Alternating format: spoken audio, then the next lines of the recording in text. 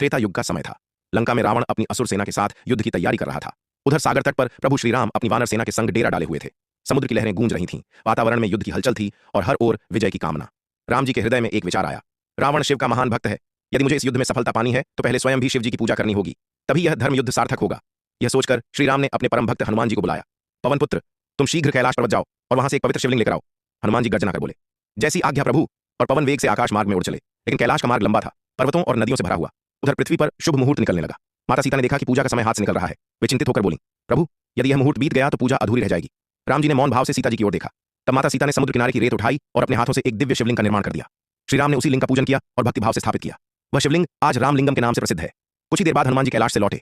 उनकी हथेलियों में एक विशाल और तेजोमय शिवलिंग था। लेकिन जब उन्होंने देखा कि पूजा पूर्ण हो चुकी है तो उनका हृदय उदासी से भर गया। प्रभु, मेरे लाए हुए लिंग की स्थापना क्यों नहीं की गई? राम जी मुस्कुराए, उनकी आंखों में करुणा झलक रही थी। उन्होंने हनुमान के कंधे पर हाथ रखा और बोले, पवन पुत्र, तुम्हारा लाया हुआ शिवलिंग भी उतना ही पवित्र है। यह तुम्हारी अपार भक्ति का प्रतीक है। इसकी भी स्थापना होगी और यहाँ आने वाला हर भक्त पहले तुम्हारे लाए लिंग की पूजा करेगा। तब से उस तीर्थ स्थल पर दो शिवलिंग हैं, रामलिंगम जिसे माता सीता ने रेत से गढ़ा और प्रभु श्रीराम ने स्थापित किया, हनुमत लिंगम जिसे हनुमान जी कैलाश से लाए। और आज भी रामेश्वरम में जो भी भक्त दर्शन करने आता है सबसे पहले हनुमान जी के लाए हुए शिवलिंग की पूजा करता है, फिर रामलिंगम